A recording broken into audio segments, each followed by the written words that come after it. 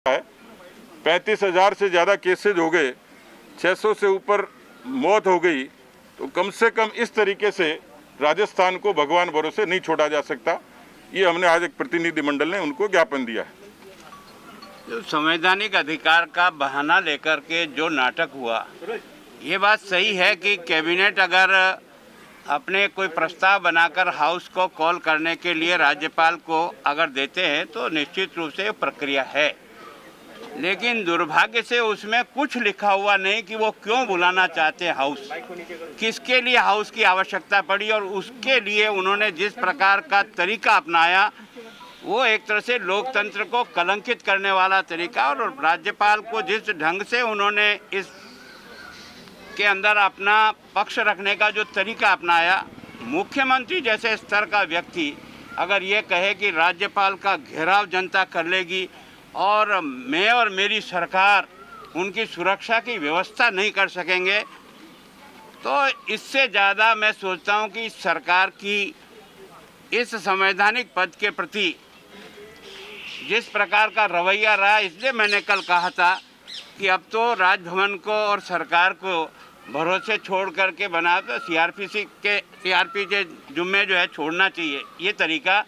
फिर अंदर भी जा कर के जिस प्रकार से तब तक धरना चलेगा जब तक आप ऑर्डर नहीं करोगे। मैं सोचता हूँ ये वो भी पढ़े लिखे हैं, इतने सालों से राजनीति करते हैं। राज्यपाल को आप अपनी कैबिनेट का निर्णय दे करके तो आ सकते हो, लेकिन उसका निर्णय उनकी छाती पर खड़े रह करके लेकर के निकलोगे, यह व्यवहार तुम कहाँ से सीख कर आए। और फिर इस संवैधानिक पद को इस ढंग से तुमने कलंकित करने का जो प्रयास किया, और आज जो धरने लगे हैं वो धरने और किसी पार्टी के खिलाफ होते तो समझ में आ सकता है। उसका जो मुख्य मुद्दा बनाया वो है विधानसभा का सत्र बुलाया जाए। ये सत्र कौन बुलाएगा? बीजेपी नहीं बुलाएगी, ये सत्र तो राज्यपाल बुलाएगा। इसका मतलब राज्यपाल पर उस बात का भी दबाव बनाने के लिए पब्लिक यह जो तरीका अपनाया, ये संविधान की घोर अवहेलना है। और जो संविधान की शपथ ली है उसके खिलाफ तुम्हारा एक्शन है। और इसके कारण से निश्चित रूप से हम लोगों ने इन दोनों बातों को मिलाकर महामहिम को यह कहा कि जिस प्रकार की राजस्थान में स्थिति बनी है और बन रही है, इसको निश्चित रूप से इस संवैधानिक पद पर आप विराजमान हैं, इन सब मूल्यों की रक्षा के लिए हम आपको जिम्मेदारी देते हैं। राष्ट्रपति शासन की मांग की है क्या? ना भैया, हमने कोई ऐसी मांग नहीं, हमने यही विषय उठाए जो आप और मैं और सब पढ़े लिखे समझने वाले व्यक्ति आराम से पढ़ के समझ लें। और उनको पूछ लो कि तुमने जो नोटिस यहाँ दिया था राज्य भवन में, उसकी भाषा क्या है, किस पर्पज से बुलाना चाहते हो। कम से कम ये तो स्पष्ट करके भेजते। तुम सदन बुलाना चाहते हो तो क्या विश्वास मत लेने के लिए, तो उसमें एक लाइन नहीं है। किस काम के लिए कोई बिल पास करना चाहते हो, उस बिल का नाम नहीं। तुम किसी काम के लिए कहना चाहते हो, उसकी एक लाइन नहीं। और इस प्रकार से फिर दबाव में लेकर के सोमवार को ही हाउस बुलाना पड़ेगा, और हम यहाँ से तब उठेंगे जब आप हमको स्वीकृति देंगे। ये जो एक पराकाष्ठा हो गई एक तरह से इस संवैधानिक व्यवस्था की अवहेलना करने का। सर, विधानसभा सत्र बुलाने का सही वक्त लग रहा है आपको ये इस वक्त? देखो, वक्त लगना ये निर्णय तो राज्यपाल के अधिकार क्षेत्र में है, लेकिन मांग करना कैबिनेट का अधिकार है। लेकिन उन सब तथ्यों के साथ मांग करनी पड़ती है। चाहे जैसा पत्र लिख करके आप उनको मजबूर नहीं कर सकते हो। आपने 2 लाइनें लिखी, भगवान के लिए स्वयं अपने मुंह से तो एक बार वापस बोल दो। मुख्यमंत्री जी को कहो कि तुम इस राज्य के मुखिया हो और ये कहा कि कानून व्यवस्था बिगड़ेगी, उसकी जिम्मेदारी मेरी नहीं होगी, तो फिर किसकी होगी? कौन जवाब देगा इस बारे में? ये शब्द बोल करके उसने जो अवहेलना की ना, उसे तुरंत त्यागपत्र देना चाहिए। इस प्रकार की भाषा का प्रयोग किया उसने। पुनिया जी, आप बता रहे हैं सोशल डिस्टेंसिंग का आज अवहेलना हुआ, और कल मुख्यमंत्री जी ने जो भाषा बोली वो कानूनन एक अपराध की श्रेणी में आती है। तो बीजेपी कोई एफआईआर दर्ज कराने जा रही है इस मामले में? हम राय करेंगे, विचार करेंगे। वो तो अभी आप हमारे साथ भी कर लोगे। आप सब खड़े हो, जो झूठ क्यों बोलते हो? कम से कम जो पालना करते हो उसी के बोलो। नहीं छोड़ सकते, उन्हें तमाम बिंदु आपने राजभवन में राज्यपाल के समझ रखे हैं। रास्ता क्या है? कोई राष्ट्रपति की मांग आप कर नहीं रहे शासन की, तो क्योंकि वो तो बाड़ेबंदी में सरकार बैठी हुई है, कुछ बाहर बैठे हुए मानेसर में, आप विपक्ष में बैठे हुए हो, तो रास्ता क्या है? जनता क्या देखे? आपने रास्ता क्या सुझाया है? देखिए, जिस दिन विधानसभा स्थगित हुई थी 13 मार्च को, पूरे प्रदेश में कोरोना के 2 अंकों में भी पूरे संक्रमित लोग नहीं थे।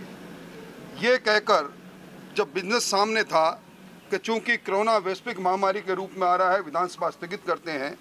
और आज जब राजस्थान में कोरोना 32,000 से ज़्यादा संक्रमित हो रहे हैं, 600 का आंकड़ा मृत्यु का पार कर रहा है, उस समय के अंदर और इस समय में दोनों में अगर हम देखें तो आज कोरोना का संक्रमण सर चढ़कर बोल रहा है। कौन सी ऐसी स्थिति परिस्थितियां आ गई कि यकायक अपने विधायकों के साथ और इस प्रकार का दृश्य पैदा करें। ये राजभवन संवैधानिक रूप से एक तरह से ये संविधान का मंदिर है। संविधान के मंदिर को अपवित्र करने का दोष अगर किसी को है और इस प्रकार का अराजकता का वातावरण राज्य भवन बनाने का है तो इस सरकार को है। अंतर्विरोध से घिरी हुई ये सरकार जब इसकी लड़ाई सड़क पर आ गई है, उस समय अब इनके अंतर्द्वंद से लोगों का ध्यान हट जाए, इसलिए इन्होंने कभी केंद्र बिंदु उस पूरी लड़ाई को लेकर ये उच्च न्यायालय में गए, उच्चतम न्यायालय में गए, अब राजभवन तक आ गए। मैं समझता हूँ एक तरह से संवैधानिक संकट पैदा करने की ओर यह सत्तारूढ़ दल बढ़ रहा है। आपको लगता है कि सरकार के पास नंबर्स नहीं है? अगर सरकार के पास नंबर है तो बाड़ेबंदी की किसने कहा? बाड़ा खोल के देखें, पंछी उड़ उड़ कर किस डाल पर बैठेंगे ये समय बता देगा।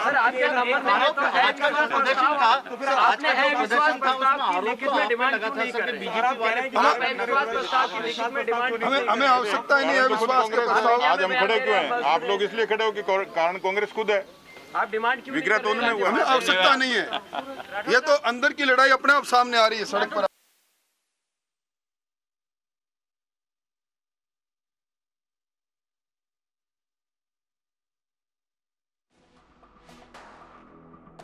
Well, that was the BJP delegation there after meeting the governor. You heard both Gulab Chand Kataria and BJP Rajasthan President Satish Punia speaking there, accusing the Gehlot government of dereliction of duty, saying that the language used against the governor was inappropriate.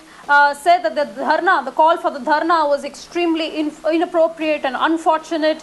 Accusing the Rajasthan Chief Minister of not specifying why he wants to call that special session. Incidentally, also saying that if all the legislators who are in the Gehlot camp are free to make their own decision and whether or not they want to support the Sachin Pilot camp should be left to them.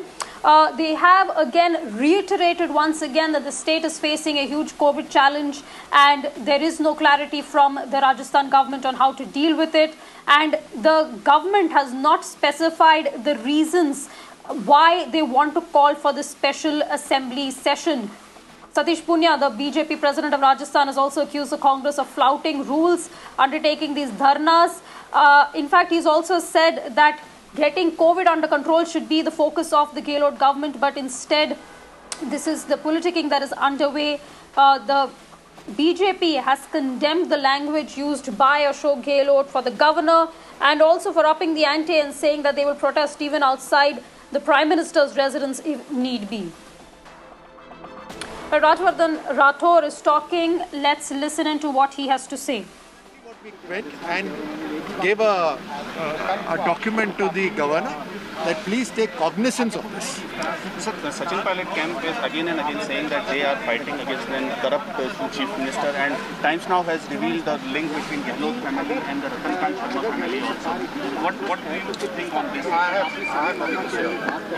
Sir ये क्या हमारे साथ है sir? एक सवाल sir, पहले PCC अध्यक्ष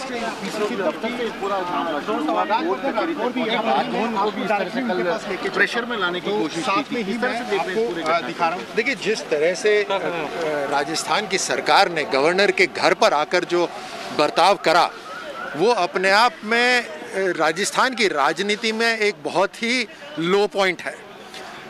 governance नहीं हो रही है। कई हफ्तों से राजस्थान की सरकार एक 5 सितारा होटल में बैठी है। जनता त्रस्त है पानी की वजह से, बिजली के बिलों की वजह से, बहुत सारी अलग समस्याएं। गवर्नेंस बिल्कुल नहीं हो रही। और जब राजस्थान की सरकार आकर ये कहती है कि गवर्नर के हाउस की सिक्योरिटी का वो जिम्मा नहीं ले सकते, तो आप समझ सकते हैं कि राजस्थान के अंदर लॉ एंड ऑर्डर की क्या सिचुएशन है। राष्ट्रपति शासन लगने का माहौल है यहाँ पर? देखिए, ये सब चीज़ें तो गवर्नर साहब के ऊपर और सरकार पर निर्भर करती है। जनप्रतिनिधि होने के नाते भाजपा ने आज यहाँ आकर गवर्नर साहब को यही डॉक्यूमेंट दिया कि साहब इस इस बात का संज्ञान लीजिए कि किस तरह की भाषा इस्तेमाल करी गई और गवर्नेंस नहीं हो रही, जनता त्रस्त है, इस बात का आप संज्ञान लीजिए। तो आप पे लग रहे हैं, प्रधानमंत्री जी पे लग रहे हैं, वो ये कह रहे हैं कि बीजेपी वाले इस पूरे घटनाक्रम के लिए कारण है, सबसे वे ही सरकार को अस्थिर करने की कोशिश में जुटे हुए। आज जो धरना हुआ था उसका भी यही एक रीजन था। देखिए, ये बात तो बिल्कुल क्लियर है, राजस्थान की जनता, पूरी देश की जनता जानती है। उन्होंने खुद ने कहा है कि हमारी अंदरूनी कलह है, उन्होंने खुद ने कहा है कि 15 महीनों से हमने बात नहीं करी। तो जब अंदरूनी कलह आपकी पार्टी के अंदर है तो उसके अंदर भाजपा कैसे जिम्मेदार हो सकती है।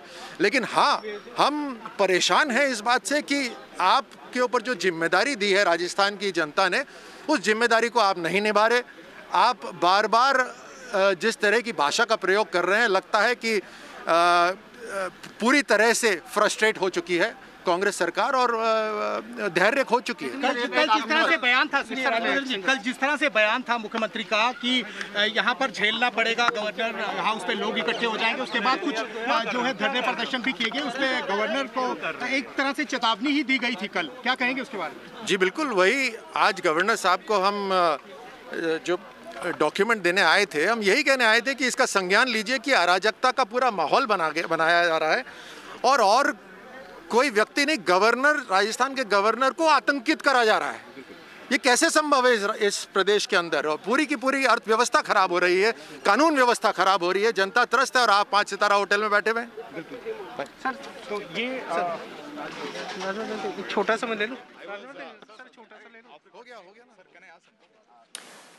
Well, the BJP upping the ante against the Chief Minister Ashok Singh Gehlot, saying that the language that was used against the governor was inappropriate, questioning how the Chief Minister of a state can say that they were going to protest at the Raj Bhavan and they are not responsible for any law and order fallout of the situation. The BJP, though, interestingly saying that they don't demand president's rule in the state, clarifying that they don't want president's rule, but nevertheless asking the Rajasthan Chief Minister whether or not he truly has the support of his own party members.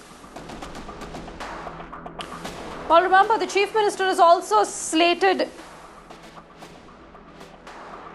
The Chief Minister is also slated to meet the governor a short while from now. Early this morning, there was a Congress Legislative Party meeting in which the Chief Minister of Rajasthan has said that they're willing to protest outside the Prime Minister's house if need be. They're willing to involve the Rashtrapati Bhavan, the President's office, if need be. But the stalemate should end and the governor should call for a special session. In fact, the Chief Minister is expected to be meeting the governor a short while from now, in which the response to the governor's letter, the governor's 6-point letter, which sought some clarifications on an assembly session, on convening an assembly session, was going to be responded to.